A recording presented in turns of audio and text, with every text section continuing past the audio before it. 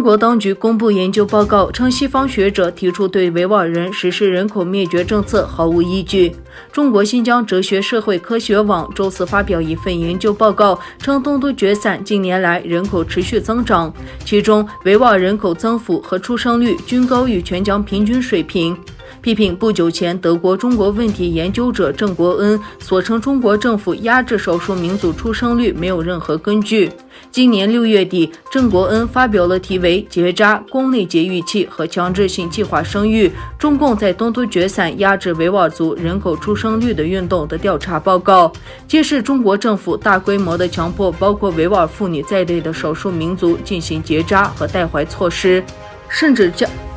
至将不愿遵从指示的女性关进在教育营。在接受德国之声的访问时，他表示，我最新的研究显示，中国正在透过不同手段来大规模地压抑维吾尔人的出生率。他说，中国政府对维吾尔人实行强制绝育是实施人口灭绝政策。美国国务卿蓬佩欧发表题为《论中国在东突厥散强制计划生育和强制绝育计划》的声明，称人类生命的神圣性和基本的人格尊严完全被无视，并呼吁中国共产党立即结束这些恐怖行为。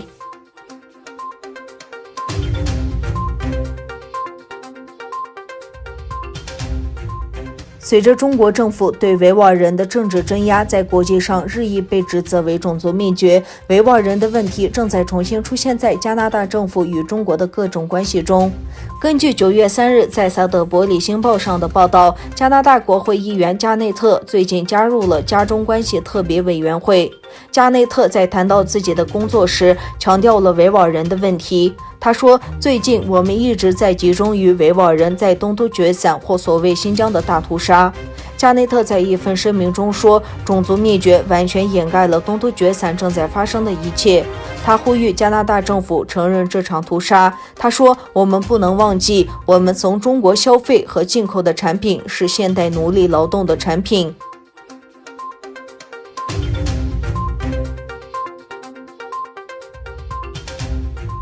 中国国防部长魏峰与印度国防部长辛格到达莫斯科，出席当地时间9月5日举行的上海合作组织防长会议。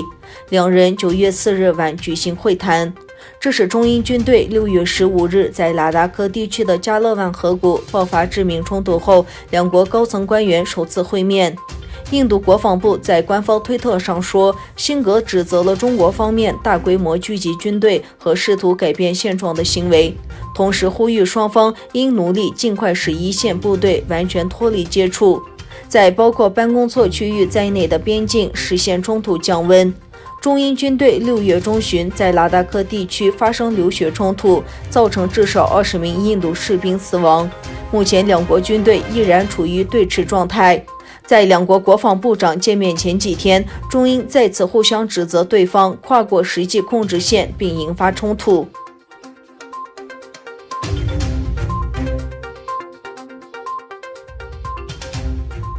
中国与澳大利亚之间开始大麦争端，北京政府已暂停从澳大利亚最大的粮食出口商进口大麦。中国海关总署表示，澳大利亚公司输往中国的大麦中存在有害生物，因此暂停进口大麦。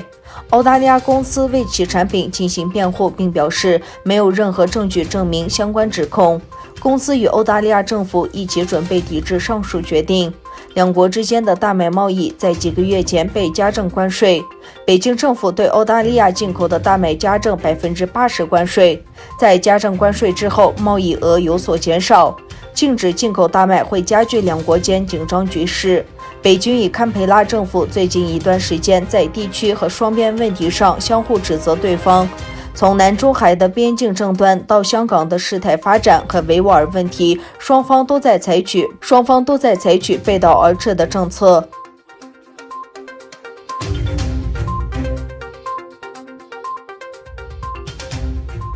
土耳其和阿塞拜疆武装部队在纳西切万举行联合军演，演习中代表敌人的目标从地面和空中被击中。据报道，阿塞拜疆和土耳其在军事合作框架内为加强两国武装部队间的协调合作而进行了同真正战场别无两样的联合军演。2600名士兵、200辆坦克和装甲车、180个导弹系统、火炮、迫击炮、18架直升机和战机以及300多个防空系统参加了上述军演。